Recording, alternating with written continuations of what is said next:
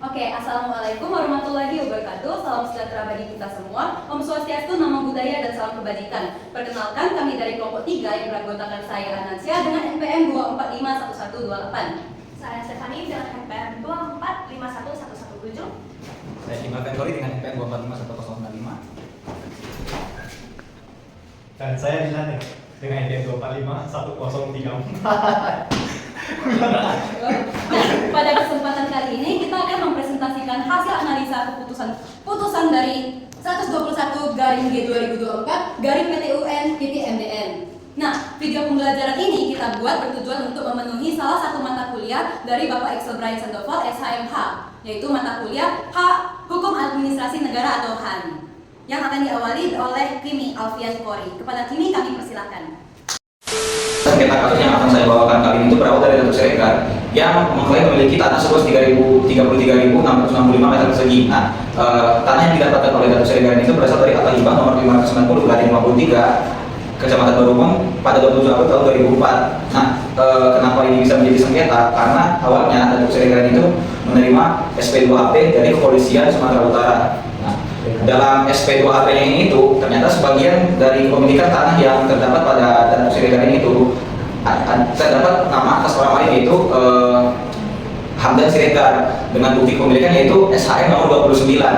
Nah, melihat SP2HP tersebut tentunya Datuk Siregar ini merasa sebagai pihak yang dirugikan yang akhirnya menggugat kantor pertanahan Kabupaten Tapanuli Selatan pada 7 September 2024. Nah, namun sejak sampai gugatannya itu diajukan, kantor pertanahan Tapanuli Selatan ini itu tidak memberikan respon sama sekali, yang karenanya Datuk Siregar tidak mendapatkan respon administratif. Akhirnya Datuk Siregar itu kembali menggugat kantor pertanahan Kabupaten Tapanuli Selatan ini itu ke Pengadilan Tata Usaha Negara Medan. Nah, yaitu digugat pada tanggal 12 Oktober dan secara resmi didaftarkan pada 15 Oktober tahun 2024. Nah, dalam gugatannya ini Datuk Siregar sebagai penggugat itu mengajukan alasan-alasan hukum, yaitu sengketa ini itu termasuk dalam keputusan tata usaha negara yang berarti sengketa ini itu berada di bawah kewenangan keputusan tata usaha negara Medan. Nah, Datuk Siregar sebagai penggugat itu merasa dirugikan karena sebagian dari kepemilikan tanahnya ini itu terdapat nama orang lain, padahal dia ini sudah memiliki tanah ini itu dari akta hibah yang berasal dari leluhurnya pada akta nomor 590/53 tahun 2004. Tiba-tiba ada seseorang yang tiba-tiba mengklaim sebagian kepemilikan tanahnya ini dengan SHM nomor 29. Hal ini tuh dibilang hal ini tuh melanggar Gak lanjut aja, nanti di pause di cut. Oke. Hal ini tuh melanggar Undang-Undang Nomor 24 tahun 1997 tentang pendaftaran tanah dan juga asas umum pemerintah atau AUPB, khususnya pada asas profesionalitas, asas kecermatan dan juga asas proporsionalitas. Nah, dalam gugatannya ini Datuk Siregar sebagai penggugat meminta agar tergugat untuk menghapus SHM 29 ini itu yang dianggap merugikan oleh Datuk Siregar dan juga menghapus keputusan tata usaha negaranya.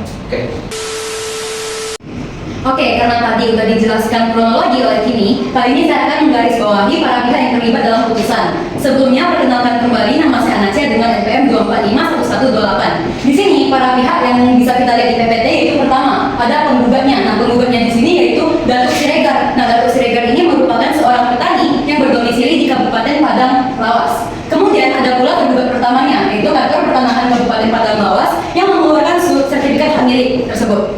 Sertifikat hak milik yang kontroversial. Kemudian selanjutnya ada tergugat intervensi 2, yaitu ada 6 orang ya. Yaitu pertama Nurmaida Harahap, kedua Arli Julia Siregar, ketiga Arsian Siregar, keempat Linda Siregar, kelima Harun Siregar, dan terakhir yaitu Hari Okta Saputra Siregar. Nah, tergugat intervensi 2 ini merupakan pihak yang merasakan adanya kepentingan terhadap objek sengketa yang akan dipermasalahin dalam putusan tersebut. Begitu. Jadi selanjutnya objek sengketa akan dijelaskan oleh Stephanie. Nah, teman-teman, jadi objek sengketa aqua dalam putusan ini yaitu sertifikat hak milik nomor 29 garing Desa Borosoni tanggal 12 Juni 2007 dan surat ukur nomor 29 garing Borosoni garing 2007 tanggal 11 Juni 2007 dengan luas 1.701 meter persegi atas nama Hamdan Siregar. Nah, jadi SHM ini itu diterbitkan oleh tergugat yaitu Kantor Pertahanan Kabupaten Padang Lawas yang dianggap menerbitkan SHM ini dengan melanggar hukum dan melanggar AUPD. Kemudian si penggugat Datuk Siregar itu merasa bahwa tidak adil lahannya yang dia dapat dari akta hibah tahun 2004 dengan seluas 33.665 meter persegi itu bertumpang tinggi dengan lahan yang dimiliki oleh Hamdan Siregar ini. Oke, baik. Berdasarkan yang saya rangkum di buku saya, apakah objek sengketa merupakan KTUN atau tindakan faktual? Jawabannya adalah bukan tindakan faktual. Mengapa? Tindakan faktual atau tindakan administratif negara menurut doktrin dan praktik peradilan adalah perbuatan nyata faktual dari pejabat atau lembaga administrasi berwenang yang dilakukan dalam bentuk pendapatan tulisan seperti perburusan paksa, penutupan usaha, negosiasi, dan lain sebagainya. Kemudian objek seperti itu tidak dapat dibuat ke PTUN kecuali dimintakan permohonan pengujian keabsahan tindakan administratif yang sebagaimana dari pasal 87A UU nomor 30 tahun 2014 Junto Perma nomor 2 tahun 2019 di sini ya teman-teman. Oke, lanjut. Dalam perkara ini objek sengketanya adalah sertifikat hak milik dan produk hukum tersebut adalah pendapat tulisan formal, maka jelas bukan tindakan faktual. Terima kasih. Upaya administratif yang dilakukan saya bagi menjadi 4 ya. Yang pertama mengetahui objek sengketa. Penggugat baru tahu adanya sertifikat hak milik nomor 29 garing Desa Bulusoni atas nama Hamdan Siregar pada 26 Agustus 2024. Setelah Polda Sumut mengirimkan SP2HP sehingga terjadi objek sengketa akuo. Nah, dan kemudian kedua adalah mengajukan surat keberatan. Setelah mengetahui adanya SHM ini, si penggugat ini mengajukan surat keberatan administratif tertulis atas SHM tersebut yang dikirimkan pada 7 September 2024. Surat ini tercatat sebagai bukti P3 yaitu surat nomor 002 garing KBRT garing SH2 garing nomor 9 tahun 2024 dari kantor advokat Syarifudin Hasibuan dan asosiat kuasa hukum dari Datuk Siregar yaitu si penggugat. Baik, yang nomor 3 adalah kepada siapa keberatan yang ditujukan. Nah, ini yang buat saya teman-teman. Si Datuk Siregar ini salah gugat nih, salah lama dia malah gugat ke kantor pertahanan Tapanuli Selatan yang seharusnya itu dia gugatnya ke kantor pertahanan Padang Laosul teman-teman. Sehingga secara hukum dan administratif berbeda secara yurisdiksi. Oke, baik, yang terakhir adalah nomor 4. Tidak ada tanggapan. Tuh, ya jelas lah salah alamat masalah. Gimana mau ada tanggapan? Nah, bagaimana ya? Oke, lanjut. Gak ada jawaban dari pihak berwenang sehingga jika tidak ada tanggapan dari waktu 10 hari kerja, maka berdasarkan pasal nomor 5, pasal 5 ayat 2 Perma nomor 6 tahun 2018 dianggap telah memenuhi kewajiban administratif dan dapat diajukan gugatan ke PTUN. Kesempatan kali ini kita akan membahas mengenai bentuk sanksi yang dijatuhkan pada putusan akuo tersebut. Pertama yaitu pembatalan SHM nomor 29. Nah, SHM nomor 29 inilah yang diterbitkan oleh tergugatnya. Kemudian kedua adalah tergugat wajib mencabut KTUN berupa SHM nomor 29. Jadi ketika yang pertama tadi SHM tersebut dinyatakan batal atau tidak sah, pada kedua ini majelis hakim mewajibkan tergugat untuk mencabut kembali KTUN-nya dari sistem pertanahan nasional sehingga tidak memiliki kekuatan hukum yang mengikat. Kemudian terakhir yaitu biaya perkara ditanggung semua oleh tergugat. Jadi sebagai konsekuensinya tergugatlah yang harus menanggung semua biaya yang ditimbulkan dari keputusan tersebut. Terima kasih. Selanjutnya saya akan menjelaskan mengenai petitum penggugat. Ada 4. Yang pertama yaitu mengabulkan gugatan penggugat untuk seluruhnya. Jadi si penggugat ini meminta dan memohon agar majelis hakim menerima semua dalil gugatannya. Kemudian kedua menyatakan batal atau tidak sah yaitu KTUN yang berupa SHM nomor 29 tahun 2007. Jadi si penggugat ini percaya bahwa SHM ini diterbitkan di atas lahan yang telah ia miliki dan ia peroleh secara sah lewat akta hibah tahun 2004 dan kemudian lahan ini sudah ia manfaatkan cukup lama sebagai lahan sawit ya teman-teman. Jadinya dengan adanya sertifikat ini itu mengganggu kepentingan hukum dan haknya si penggugat. Kemudian yang ketiga ada mewajibkan kepada penggugat untuk mencabut KTUN. Selain dia memohon untuk membatal, dia juga mengambil langkah hukum lebih lanjut yaitu mencabut. Jadi tidak hanya batal secara hukum, tapi dia juga batal secara administratif dan dicabut dari administratif pemerintahan gitu. Yang terakhir ada membebankan tergugat untuk membayar biaya perkara dalam sengketa. Jadi si penggugat meminta agar tergugat yang kalah itu membayar sejumlah biaya untuk perkara ini sebagai bentuk pertanggungjawabannya. Saya akan membahas pertimbangan majelis hakim yang saya bagi menjadi 4 eksepsi-eksepsinya. Yang pertama adalah eksepsi tentang kompetensi absolut, di mana bahwa pengadilan PTUN tidak berwenang untuk memeriksa dan mengadili sengketa akuo. Dikarenakan pokok masalah dari gugatan adalah penggugat adalah sengketa kepemilikan antara penggugat dan tergugat intervensi 2, sehingga harus dibuktikan dulu kebenarannya lewat pengadilan negeri. Oke.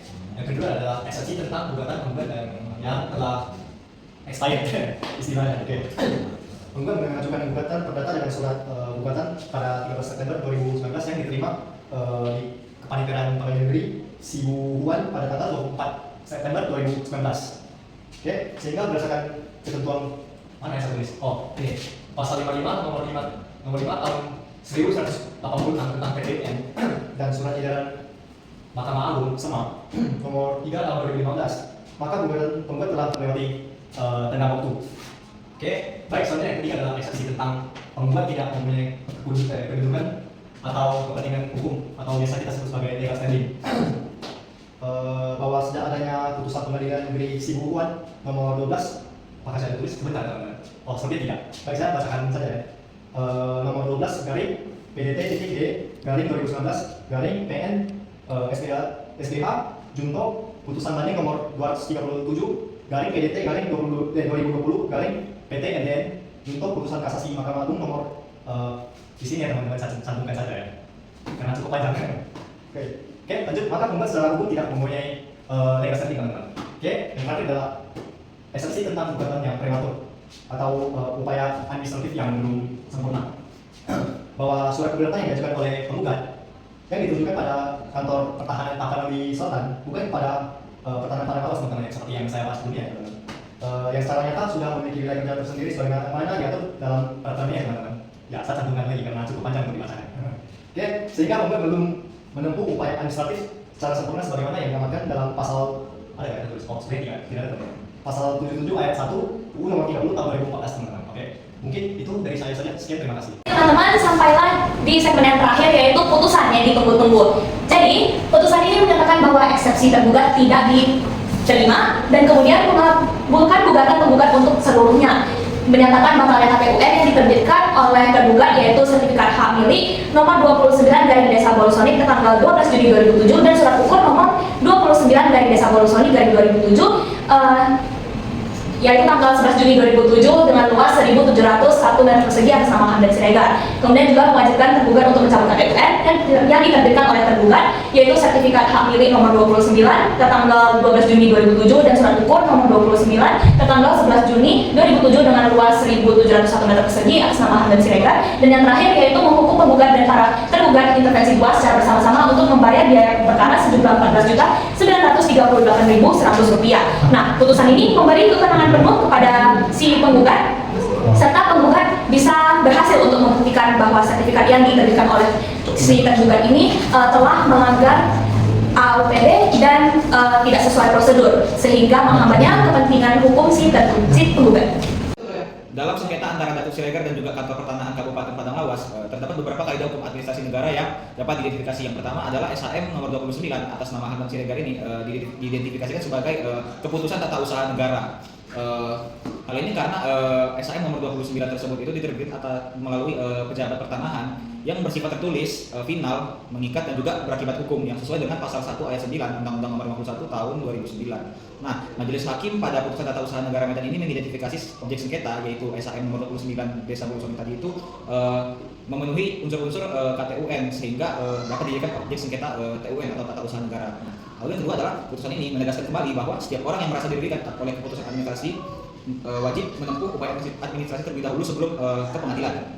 Bentuk upaya administratif yang relevan dalam perkara ini adalah keberatan administratif yang diajukan kepada pejabat yang menerbitkan keputusan. Meskipun dalam sengketa kali ini itu adalah penggugat mengirimkan surat keberatan kepada Kantor Pertanahan Tapanuli Selatan yang seharusnya diberikan kepada Kantor Pertanahan Kabupaten Padang Lawas, bukan Tapanuli Selatan. Lalu yang ketiga, dari ketidaktanggapan pejabat atas keberatan penggugat, dapat ditemukan kaidah bahwa diamnya pejabat terdapat keberatan yang diajukan masyarakat merupakan pelanggaran terhadap asas-asas umum pemerintahan yang baik atau yang disebut dengan AUPB, khususnya asas profesionalitas, proporsionalitas dan juga kecermatan. Dalam hukum administrasi negara, pejabat publik memiliki kewajiban aktif menjawab atau menindaklanjuti keberatan warga atas putusan yang dikeluarkan. Lalu yang terakhir, kesalahan prosedur administratif dalam menyampaikan keberatan seperti salah alamat tidak secara otomatis menggugurkan hak warga negara untuk menggugat. Hal ini menegaskan bahwa pentingnya prinsip keadilan dan perlindungan hukum dalam sistem Hukum Administrasi Negara. Penggugat dalam sistem perkara ini telah menunjukkan itikat baik dengan mengajukan keberatan secara substansial, dan karena tidak ada jawaban dari pejabat, maka gugatan tetap dapat diterima oleh pengadilan. Sekian video pemaparan presentasi dari kelompok kami. Apabila terdapat kesalahan, kami mohon maaf. Terima kasih.